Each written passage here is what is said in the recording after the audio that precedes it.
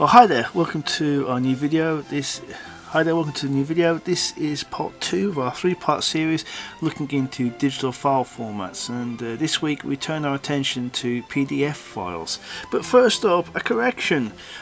It seems that since 2008 PDF has been declared an open standard and is regulated by the International Organization for Standardization, which means that on a technicality PDFs are open source. Hooray!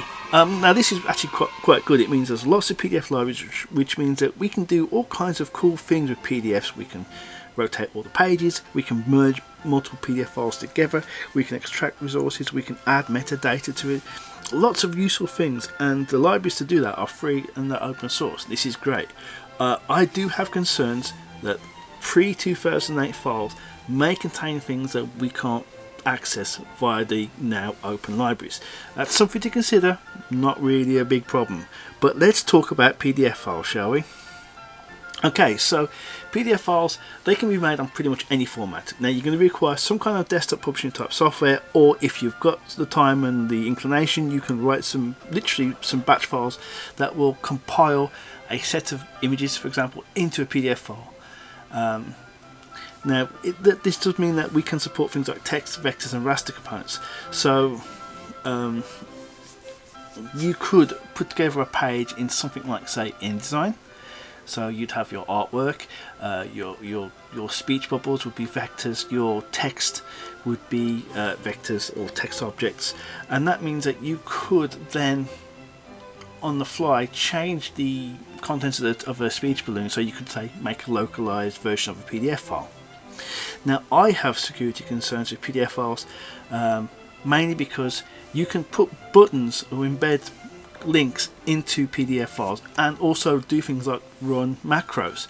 Now this is kind of a way that a lot of nefarious hackers deploy malware. They send an infected PDF file to someone who opens it. A macro is running in the background which installs the whatever software that they want to store for their malware, and you don't realize this. Now there is a potential advantage. You could have a link at the end of your PDF file which takes you to your website and opens up the shop, and they can buy the next digital comic or see what else is going on, or join the mailing list and all these things. And whilst it's all useful, I think the looming spectre of malware would put, I think, a lot of readers off, and I personally would not bother putting links to your website or your mailing list sign up or any of that stuff, just because it could look like malware, right? So yeah, in any case, let's carry on. PDF files can be read by the vast majority of sort of comic readers, so like any sort of general comic reader. If you've got Adobe Acrobat on your machine, you can read a PDF file. You don't need dedicated comic readers, so it's a best of both worlds sort of scenario. Pretty much I would say that the vast majority, I would say that with no research and purely based on my anecdotal evidence of funding about 30 or 40 Kickstarters, the vast majority of digital comics as a Kickstarter tier or a reward or an extra, the vast majority of them are PDF files. So they are really sort of ubiquitous and they're everywhere. So how do we make one? Okay, so this is Scribus. This is a desktop publishing type program.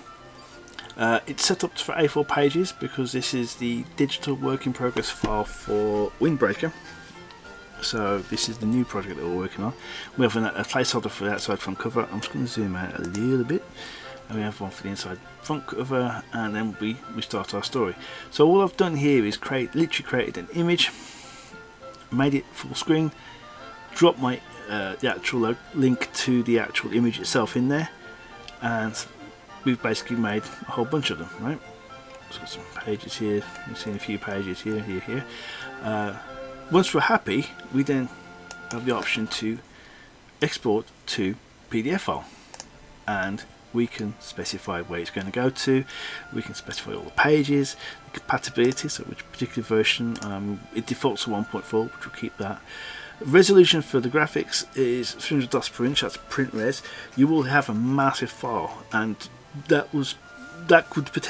could potentially give that to a printer and they should be able to print that.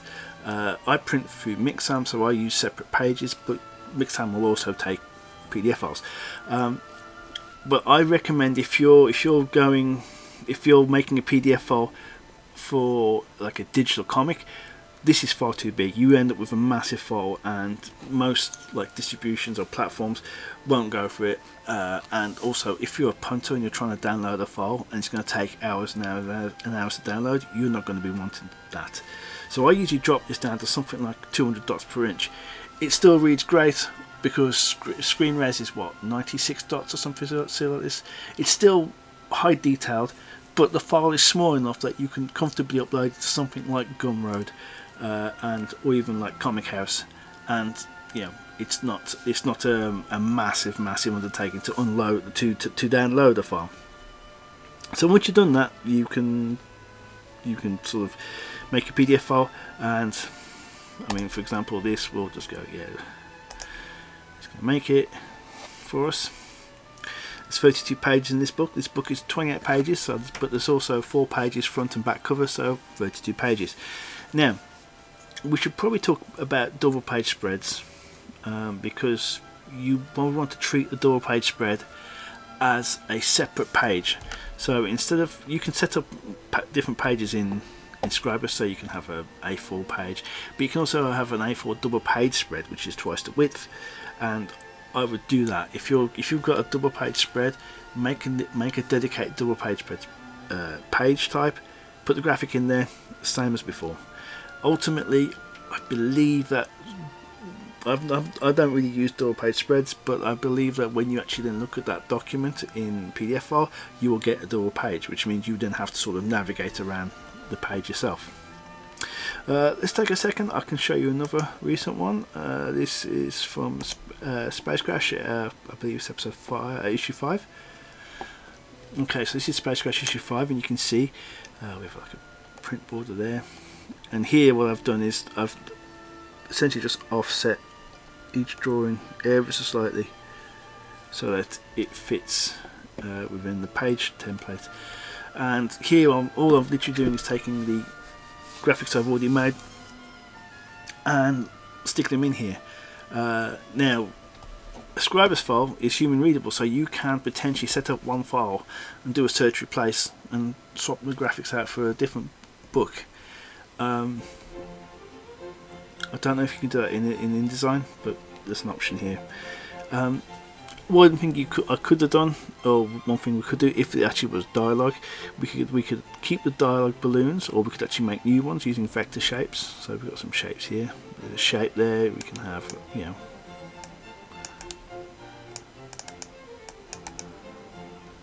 so you can have a shape. There's probably a window for that.